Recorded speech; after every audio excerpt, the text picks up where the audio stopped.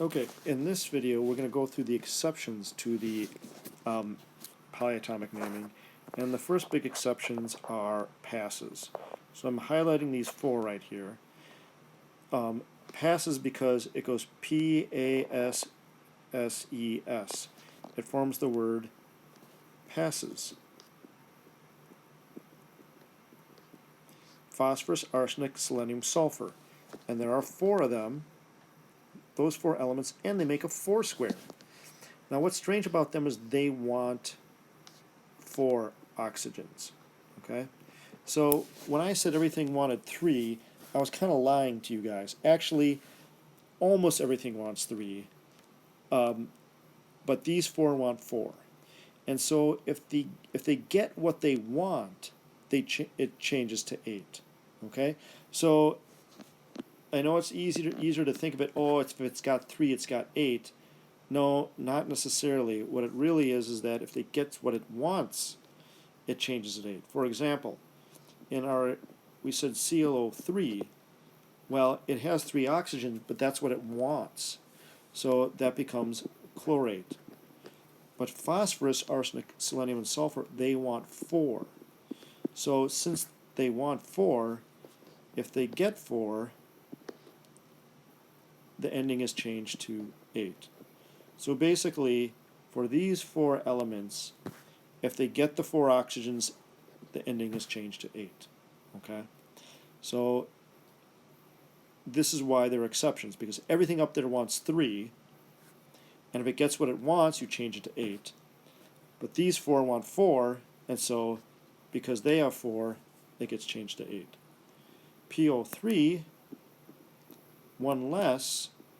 So what do we do when it's 1 less?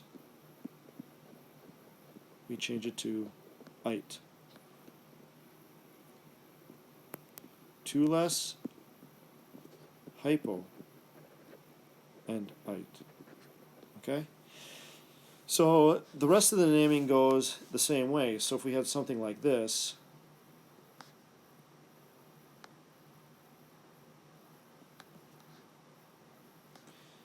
name the Na, sodium, name the PO4, that would be phosphate. If it was Na3PO3, that'd be sodium phosphite, because it's got 1 less. Okay? If this was, let's say,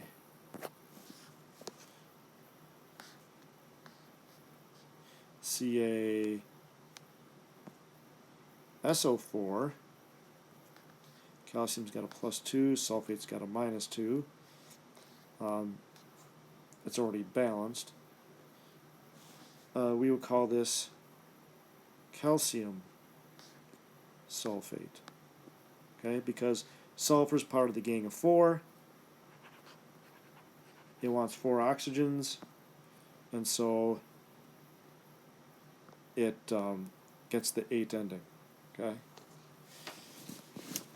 So those are the main exceptions, but there are 3 other exceptions. Okay. Now these exceptions had to do with the number of oxygens, but their charge stayed the same as their group. So phosphates, phosphites, they're all in the -3 column. Sulfates, selenites, they're all in the -2 column. So their charge matched with their column.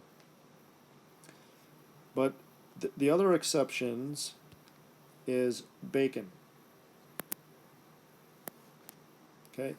Bacon, they follow the normal rules for naming the oxygens, but they don't follow the normal rules for naming the charges. So when I go up here,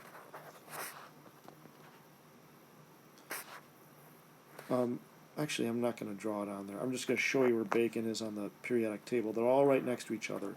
Bacon. So borates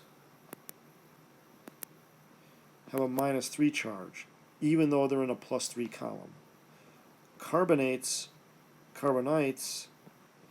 they have a -2 charge, even though they're in the +4 column.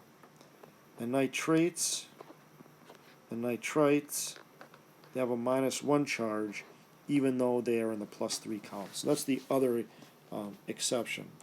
So if we're going to name something like this, let's do this one. We would call this sodium. CO3 is carbonate. Like I said, it follows the normal naming rules. It wants 3, it has 3, the ending is changed to 8. Going the other way,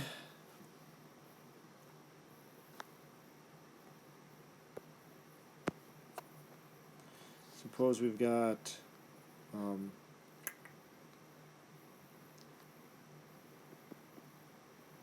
aluminum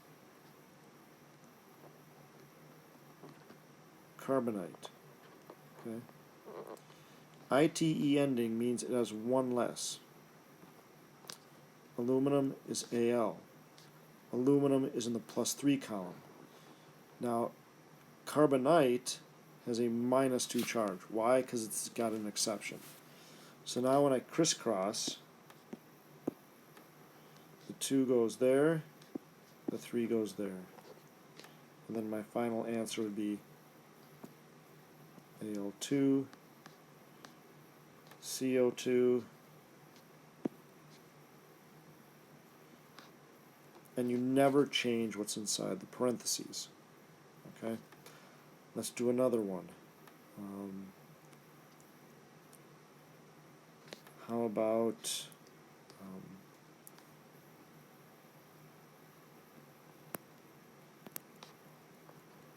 barium nitrate? If it ends in 8, it gets the number of oxygens it wants. So how many oxygens does nitrogen want? Well, is nitrogen part of passes? No. If it was part of passes, it would want 4, but it's not part of passes, so it wants 3. The charge is -1, barium's a +2, I crisscross, the 1 goes there, the 2 goes there, and then for a final answer, I would have this. Okay, I don't write the charges in the final answer, and I don't write the number 1. All right. Then I'm going to say that there are other exceptions which I just plain old call the weirdos. The weirdos, there are no rhyme or reason to them. You will just have to look them up. So, for example, MnO4 is called permanganate. Okay. Cr2O4, whoops, CrO4, that's chromate.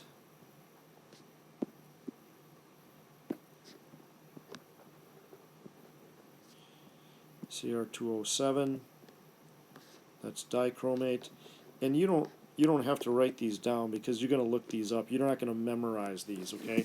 There's no point in memorizing these. They'll just come to you with time.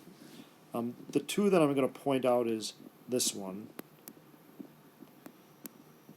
This is called acetate, and it has a -1 charge. That one's pretty common. We use it a lot. The other one is OH-. That's called hydroxide. And I'll do one more. CN with a -1 charge. That's cyanide. So if you had something like this,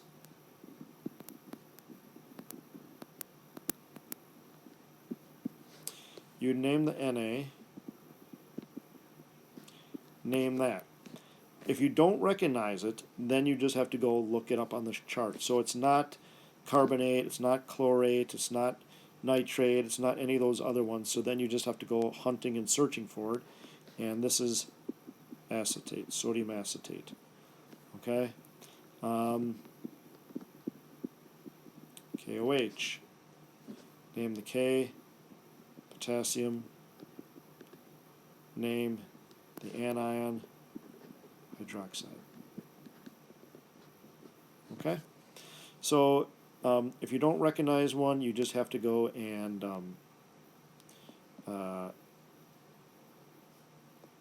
find it on Appendix A. Okay? There is one more topic, but I'm going to save that for the third video.